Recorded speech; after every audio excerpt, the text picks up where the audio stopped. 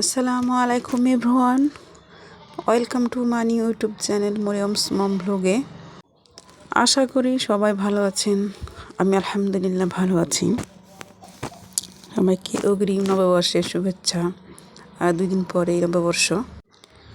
আসলে আমাদের বাংলাদেশে পহেলা বৈশাখ মানে ঘূর্ণিঝড়, কালবৈশাখী, বৃষ্টি অনেক কিছু হয়। তো আজকে দেখছি যে নববর্ষের 2 দিন আগেই আকাশের অবস্থা এত খারাপ। নিউজে শুনছি নাকি সাগরের লঘুচাপ চলছে, সেই জন্য সারা দেশে বৃষ্টি হবে। সকালে নিউজটা দেখলাম, আর কিছুক্ষণ পরেই দেখি আকাশের অবস্থা এত খারাপ হয়েছে যে পুরো আকাশটা কালো মেঘে ছেয়ে গেছে।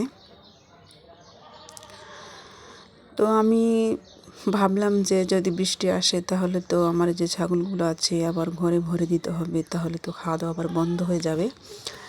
সেই জন্য তাদেরকে আমি ঘাস দিয়ে দিয়েছি যে ঘাসগুলো খাক, কারণ আকাশের অবস্থা এত খারাপ যে যে কোনো মুহূর্তে বৃষ্টি নেমে যাবে।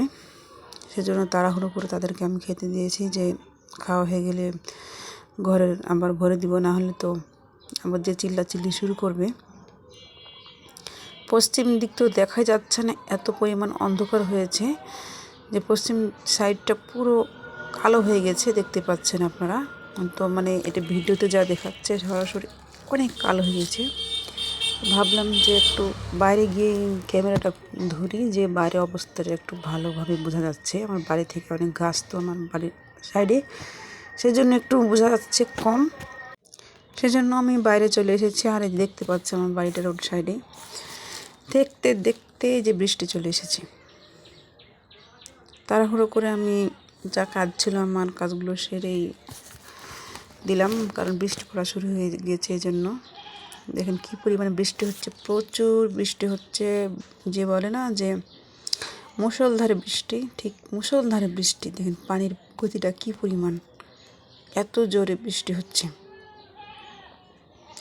আমরা ভেবেছিলাম যে হয়তো বা পহেলা বৈশাখের দিনই বৃষ্টি হবে, কিন্তু 2 দিন আগে আমাদের আগাম শুভেচ্ছা জানিয়ে দিয়েছে বৃষ্টি।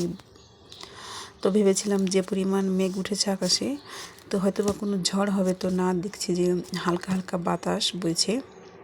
হালকা বৃষ্টি হলে তো হালকা বাতাস বয়, তো সেরকমই বৃষ্টিটা কোনো ঝড়ের আবহাওয়া পেলাম না।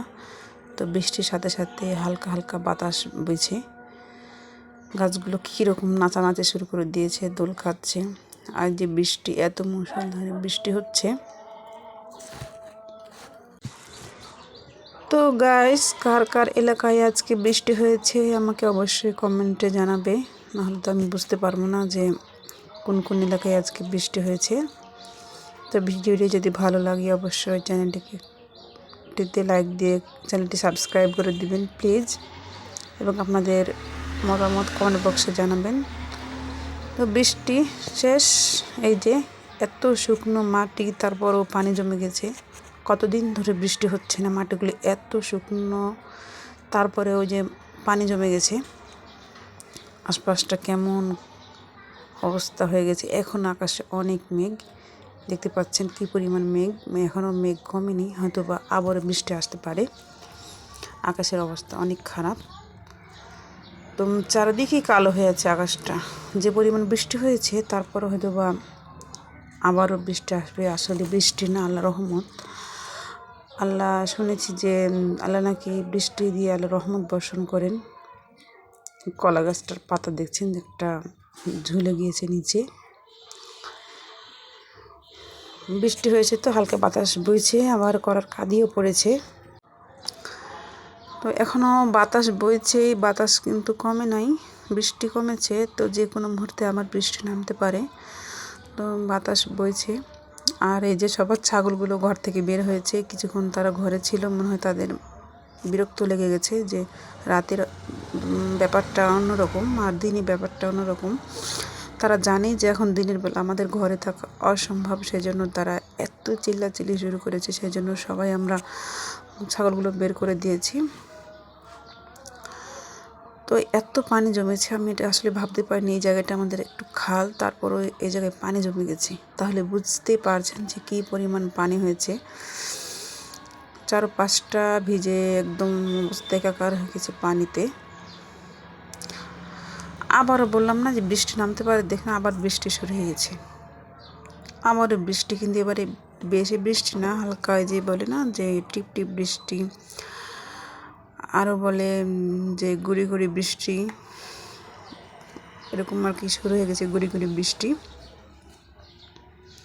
তো আবার যে ছাগলগুলো বের করেছিলাম আমরা সবাই আবারও ঘরে ঢুকিয়ে দিলাম, কারণ যে বৃষ্টি পড়লে তো আবার বাইরে রাখানো যাবে না। সেই জন্য তো ঘরে না ডেকে আমি একটা বারান্দায় তাদের রেখে দিয়েছি, তারা বসে আছে কি সুন্দর আর বৃষ্টি দেখছে। আসলে বৃষ্টির দিনে মানুষের যে অবস্থা, একটু গরু ছাগলের বেশি কষ্ট হয়, বিশেষ করে ছাগলগুলোর অনেক কষ্ট হয়, কারণ তারা তো, যাদের গরু আছে তারা তো গরুকে যে খড় কেটে দেয়, আপনার পানি খাওয়ায়।